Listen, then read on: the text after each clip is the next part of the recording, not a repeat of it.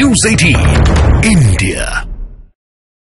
अब बढ़ते हैं आगे और बात कर लेते हैं सत्य और तथ्य की। सनातन का इससे बड़ा स्वर्णिम युग क्या हो सकता है कि एक महीने के भीतर पहले अयोध्या में रामलला की बाजे गाजे के साथ प्राण प्रतिष्ठा हुई और अब यूएई में पहले हिंदू मंदिर का प्रधानमंत्री नरेंद्र मोदी के हाथों उद्घाटन हो रहा है। 700 करोड़ का खर्च और 27 एकड़ में फैले इस भव्य दिव्य मंदिर का निर्माण आधुनिक शैली से हुआ है और 108 फीट ऊंचे इस मंदिर का डिजाइन वैदिक वास्तुकला पर आधारित है। इसे आप कुदरत का करिश्मा कहे या ईश्वर का आशीर्वाद, क्योंकि रेत से भरे इस इलाके में मंदिर के लिए ठोस जमीन का मिल जाना किसी वरदान से कम नहीं है, और वो भी सब अचानक। और मेरा यह सौभाग्य रहा कि मार्च 2022 में इस मंदिर की नींव में ईंट रखने का सौभाग्य मुझे भी ईश्वर ने दिया, वासुदेव कृष्ण ने दिया। आबू धाबी में यह मंदिर हिंदू संस्कृति, संस्कार और श्रद्धा का संगम है, साथ ही दुनिया में भारत की बढ़ती ताकत और वासुदेव कुटुंबकम वाली सोच का प्रत्यक्ष प्रमाण भी।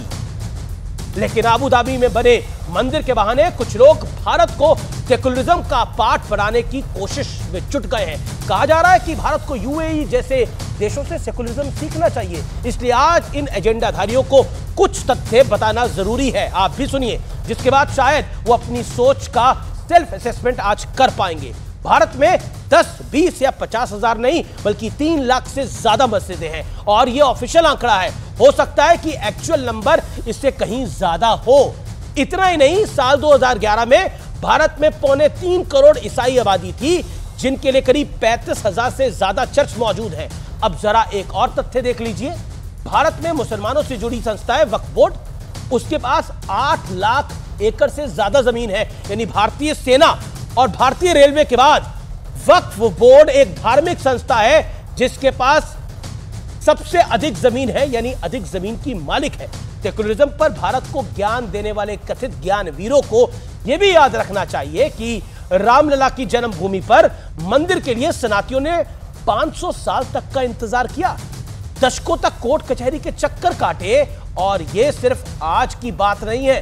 75 साल पहले चलिए, 100 साल पहले चलिए, 200 साल पहले चले जाइए, हिंदुओं ने कब किसी के धार्मिक स्थल को नुकसान पहुंचाया, तोड़ा? ये मैं चैलेंज करता हूं कि किसी के पास एक भी प्रमाण हो तो वो पेश कर दे।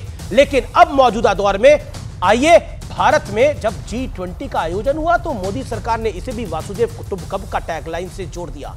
और इसमें भी कोई दो राय नहीं है कि पूरी दुनिया में भारत की सोच का असर साफ साफ दिख रहा है। हालांकि यह असर मात्र 10 या 15% है। यह नंबर अगर 90% या 100% तक पहुंच जाए तो यकीन मानिए युद्ध और नफरत में फंसी दुनिया का कायाकल्प हो जाएगा, क्योंकि भारत ने दुनिया को युद्ध नहीं बुद्ध वाला संदेश दिया है। लेकिन जब सत्य की रक्षा का मौका आया है तो इसी भारत की धरती पे वासुदेव कृष्ण आए हैं और महाभारत जैसा युद्ध भी हुआ है। लेकिन इसमें कोई दो राय नहीं कि आबू धाबी में बना यह विशाल हिंदू मंदिर दुनिया भर में भारत की शांति, एकता, भाईचारे की एक बड़ी मिसाल है और साथ ही भारत की कूटनीति और संस्कृति की एक बड़ी भव्य और दिव्य जीत। और यह बहुत बड़ी बात है। जय सिया राम, नमस्कार।